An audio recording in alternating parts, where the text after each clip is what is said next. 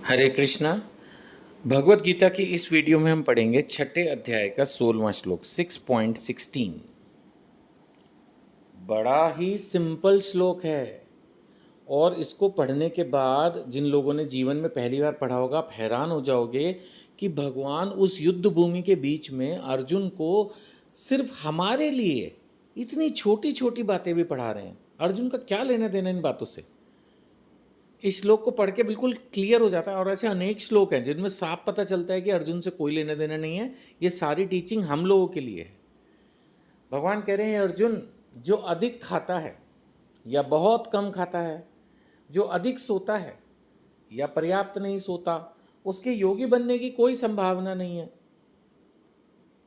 अब कहाँ से कहाँ चले गए? भगवान संयमित मन की बात कर रहे थे पिछले श्लोक में।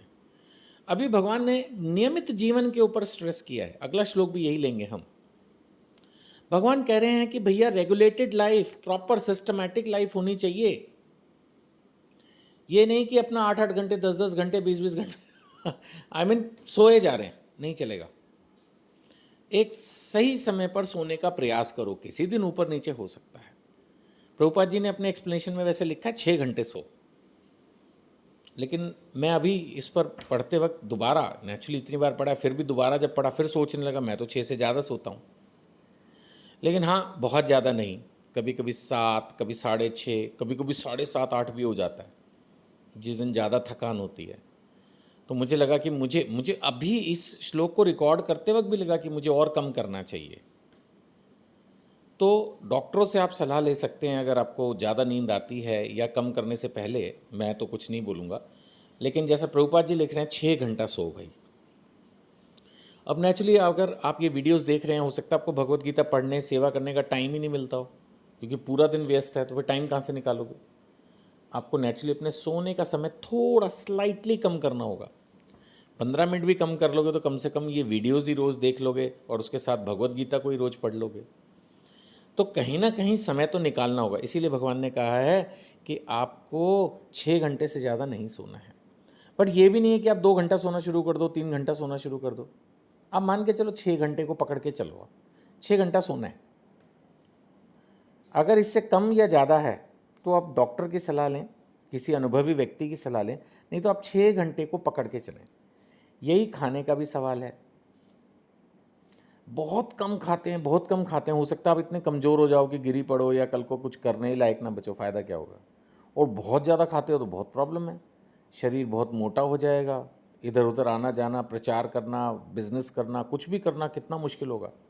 मैं नाम नहीं लूँगा, लेकिन मुझे पता भी नहीं खैर उनकी क्या प्रॉब्लम थी, लेकिन एक बहुत बड़े शेयर्स के इन्वेस्टर थे इंडिया के, खुद प्रधानमंत्री उनसे कभी मिले तो मुझे लगा अच्छा बहुत बड़े व्यक्ति हैं तो। और वो व्हील चेयर पर थे और इधर उधर नहीं जा पाते थे और थोड़े मोटे थे। अब पता नहीं मोटापा उनका बीमारी के कारण था या कभी उन्होंने जो है ऐसे ही बस खाना पीना किया होगा, may be, I don't know क्या रीज़न था। हो सकता है कभी उन्होंने ध्यान ना रखा और ज़्यादा खा लिया, मतलब कुछ सालों तक खाते गए तो फिर वो शरीर उनके कंट्रोल में नहीं रहा। तो फ़ायदा क्या फिर? ऐसा वो जीवन जो है उनका जल्दी समाप्त भी हो गया, यंग एज में ही, मतलब रीज़नेबल एज में। तो ये भगवान ने हमें सजेस्ट किया है कि हमें खाने पीने में, सोने में, हर चीज़ में, अगले श्लोक में चलेंगे भगवान फिर हर चीज़ में ही बोल रहे हैं, हमें संयमित नियमित जीवन जीना है। ओवर और अंडर दोनों नहीं करना है। 17वें श्लोक में हम चलेंगे, छठे अध्याय का 17वां श्लोक। भगवान अब यहाँ पर सारी बातें कर रहे हैं जो खाने, सोने, आमोद प्रमोद, इवन एंटरटेनमेंट को भी मना नहीं कर रहे। थोड़ा बहुत छोटा मोटा आप दोस्तों के बीच में बैठे हैं, बातचीत चल रही है, कुछ भी छोटा मोटा कोई सांस्कृतिक कार्यक्रम देख रहे हैं, मंदिर में भी कई बार कुछ एक्टिविटीज़ हो रही हैं, उसमें भी तो एक अलग मूड चेंज हो जाता है ना? कोई यात्रा निकल रही है उसमें आप सम्मिलित हो रहे हैं, तो ये सब थोड़ा बहुत ठीक है। तो खाने, सोने, आमोद प्रमोद और काम करने की आदतें, इवन रेगुलेटेड सेक्स लाइफ भी भगवान ने अलाउ की है। जितना भी शास्त्रों के अनुसार, अपने गुरु के आदेश के अनुसार कितना आप सहन कर सकते हैं, कितना आप रेगुलेटेड रह सकते हैं, उस बात पे भी डिपेंड करता है। इन सब आदतों में नियमित रहता है, वह योगाभ्यास द्वारा समस्त भौतिक क्लेशों को नष्ट कर सकता है। इसका मतलब वो फिर अब कंट्रोल में आ गया, उसके चीज़ें कंट्रोल में आ गया, वो इन चीज़ों को मैनेज कर पाएगा। That is what is written, है ना? सो अपने जीवन में अपने आप को रेगुलेट कीजिए, भगवत गीता आपको सजेस्ट कर रही है। इससे आपका आध्यात्मिक जीवन तो अच्छा होगा ही, इवन भौतिक जीवन में भी आप ज़्यादा स्वस्थ रहेंगे।